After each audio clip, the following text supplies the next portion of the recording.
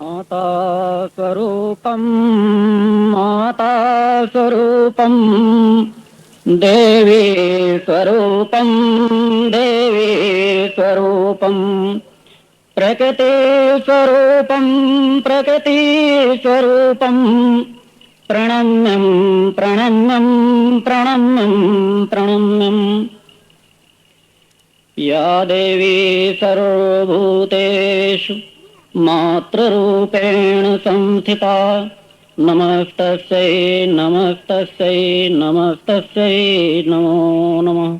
बोले माते की। आज पंचमी के बसंत पंचमी के अति महत्वपूर्ण क्षणों पर और आज के दिन जो महत्वपूर्ण योगिक दृष्टिकोण से इस समय क्षण हैं, उन महत्वपूर्ण क्षणों पर मैं माता आदि शक्ति जगत जननी जगदम्बा के चरणों पर बारंबार निवेदन करता हुआ, उनका आशीर्वाद ग्रहण करता हुआ यहाँ उपस्थित सभी भक्तों का, श्रद्धालुओं का, जिज्ञासुओं का, दर्शनार्थियों का एवं अपने शिष्यों का हृदय से स्वागत करता हुआ अपना पूर्ण आशीर्वाद समर्पित करता हूं। आज जहां अगर आप लोग अपने आप को सौभाग्यशाली समझ रहे होंगे, वहीं इन क्षणों पर मैं स्वतः अपने आप को सौभाग्यशाली समझ रहा हूं, क्योंकि जैसा यहां आप लोगों ने व्यक्त किया और वैसा ही समझ करके मैं स्वतः यहां आया हूं कि यह व्यवहारी है। आज इस व्यवहारिकता के नगर पर बसंत पंचमी के महत्वपूर्ण क्षणों पर आप लोगों ने मुझे यहां बुलाया, मुझे यहां स्थान दिया, क्योंकि 8वें महाशक्ति यज्ञ को पूर्ण करने के बाद मैं स्वतः विचार कर रहा था, चिंतन कर रहा था कि इन 108 महाशक्ति यज्ञों की महत्वपूर्ण कड़ियों में 8 महाशक्ति यज्ञों को संपन्न करने के बाद सर्वप्रथम मैं अपना चिंतन किस स्थान पर देने पहुंचूं। अनेकों स्थानों से लगातार प्रयास किए जा रहे थे, मगर जैसा कि मैंने साधनात्मक दृष्टिकोण से शहडोल जिले को चयन किया था, यहां से मेरा बहुत पुराना रिश्ता है।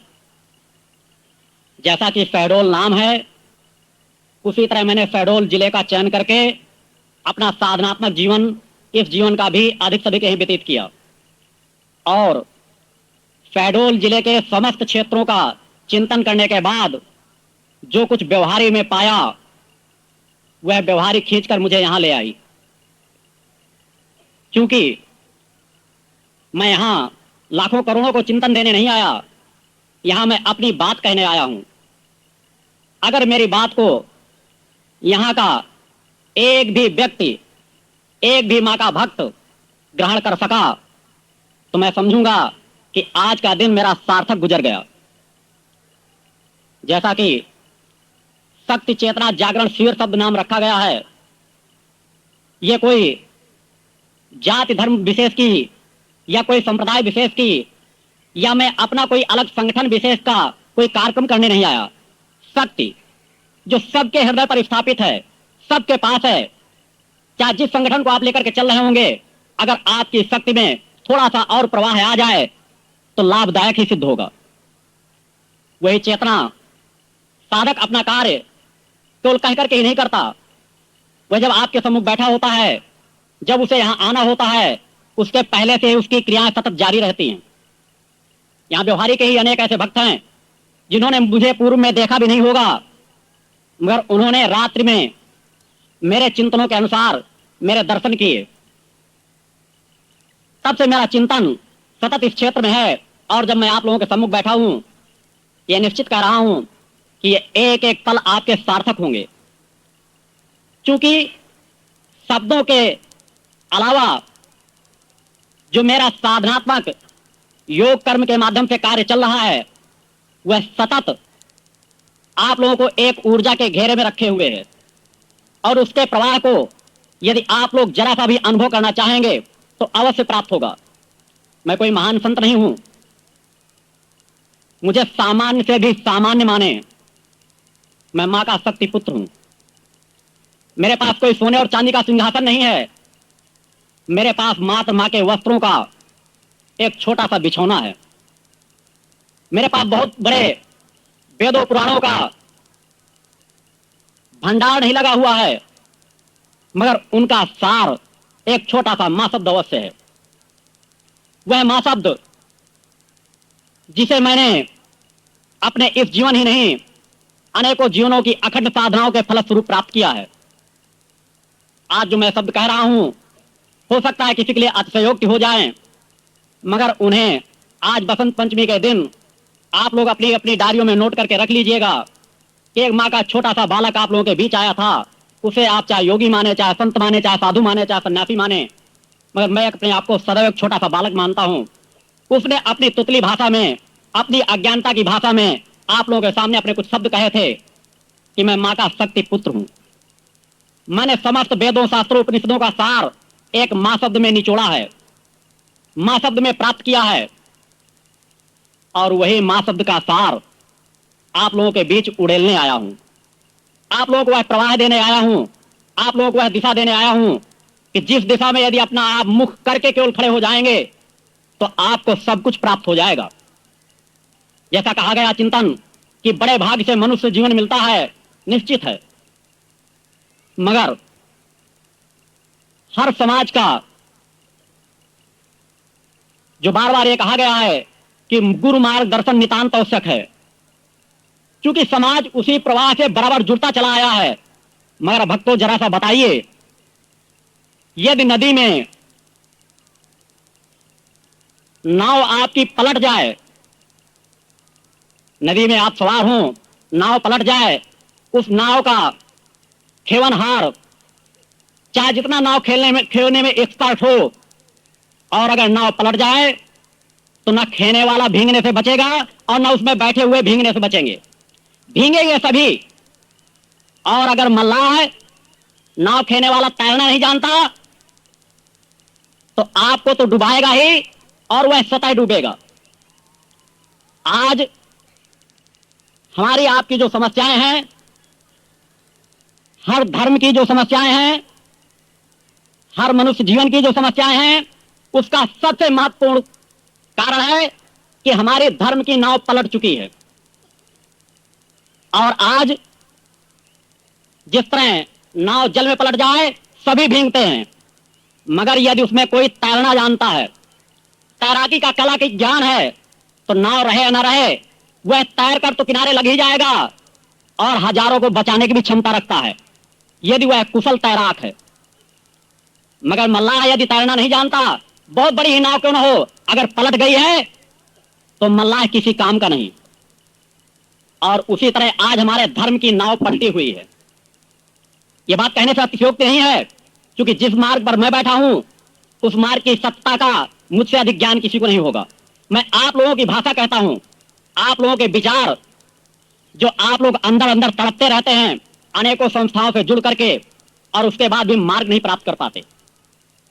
उसके पीछे महत्वपूर्ण कारण है कि आज हमारे धर्म के चाहे जो ठेकेदार हों, उनके पास नावें तो बहुत बड़ी बड़ी हैं, मगर तैरने की कला का ज्ञान नहीं है, क्योंकि सभी गद्दी दर गद्दी नसीन होते चले आए हैं। और जिन्होंने नाव बनाया था उन्होंने पहले नदी में तैरना सीखा होगा, तब प्रयास किया होगा कि इसमें नाव बनाई जा सकती है, 4 लोग बैठा करके और प्रयास करके पार उतारा जा सकता है, और वही नाव दूसरों के हाथों में आती चली गई। आज वह नाव खेलने की क्रिया भले जानते हो, मगर तैरने की क्रिया से अज्ञान है, अनजान है। और आज वह धर्म रूपी नाव पलटी हुई है, किसमें? भौतिकतावाद में। आज आप लोग सतह देखते हैं, मैंने कहा है कि नाव यदि पलट जाए तो भीगने से कोई नहीं बचेगा, मगर तैराक बच जरूर सकता है, तैर कर भीगेगा अवश्य। तो मैं निश्चित कहता हूं कि आज तो चाहे मेरा शरीर हो या किसी का भी हो, भौतिकतावाद में तो घिरे सभी हैं, मगर जिन्हें तैरने की कला का ज्ञान है वे भौतिकतावाद से भी तैर कर निकल जाएंगे, पार उतर जाएंगे, उसमें डूबेंगे नहीं। मगर आज हम आप सभी जानते हैं कि धर्म बिक रहा है। मुझे ये बात कहने में अफसोस नहीं, क्योंकि मैंने कहा है कि जब तक आप लोग सत्य को नहीं समझेंगे, आप लोगों में बहुत बड़ी क्रियाएं हैं, बहुत बड़ी भावनाएं हैं, मगर आपको सत्य समझने की आवश्यकता है।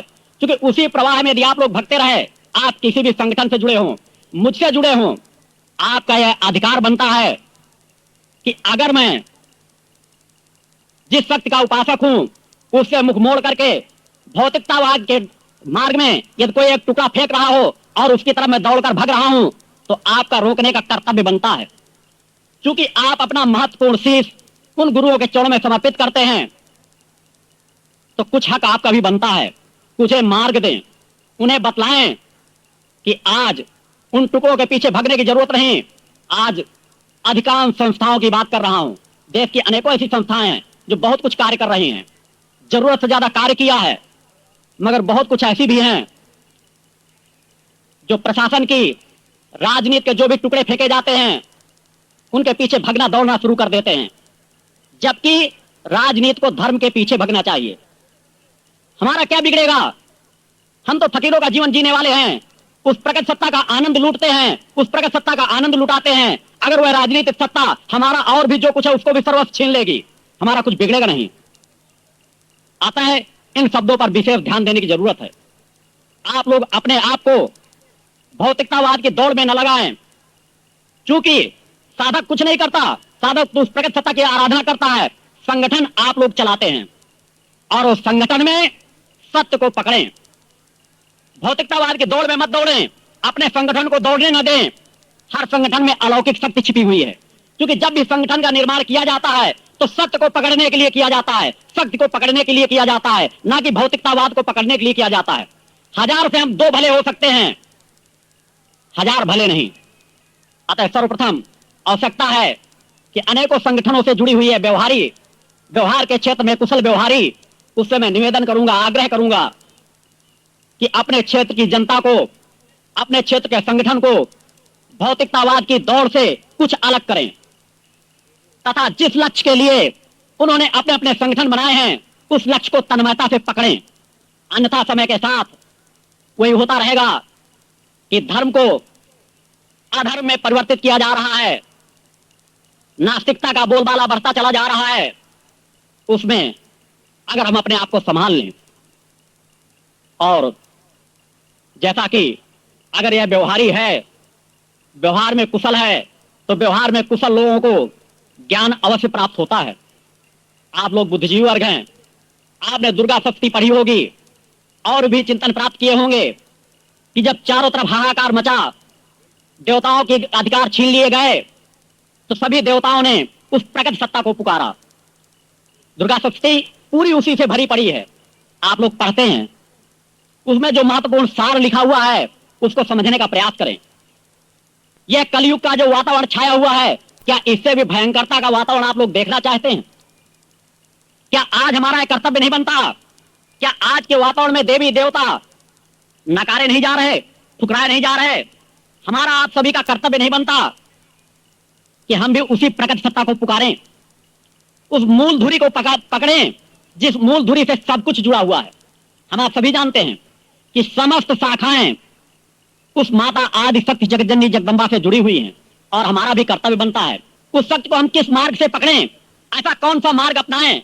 मैं छोटा सा मार्ग बता रहा हूं कि कौन सा ऐसा मार्ग है, कौन सा ऐसा चिंतन है जिस चिंतन से हम सरलतम विधि के माध्यम से, सरल से सरल मार्ग के माध्यम से उस प्रकट सत्ता का आशीर्वाद प्राप्त कर सकते हैं। अपने किसी भी देवी देवता का, राम का, कृष्ण का, सीता का, गायत्री का, किसी भी देवी देवता का हम आराधना कर रहे हो, बड़े प्रेम से जिसे प्राप्त कर सकते हैं, वो एक छोटा सा मार्ग है, प्रेम मार्ग।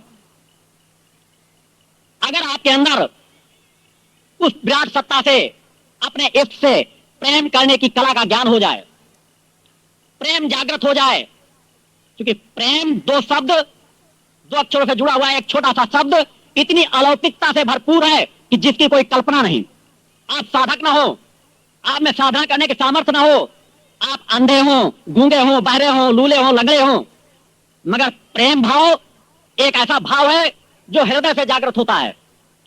उसके लिए आपके अगर नेत्र भी नहीं है, आप वेदों पुराणों को पढ़ना भी नहीं जानते, तो उस प्रेम भाव से आप प्रकट सत्ता को प्राप्त कर सकते हैं। आप पूरा इतिहास तलाश लीजिए, जिसने कुछ प्राप्त किया होगा वो प्रेम मार्ग से ही प्राप्त किया होगा, किसी को अपना करके ही प्राप्त किया होगा।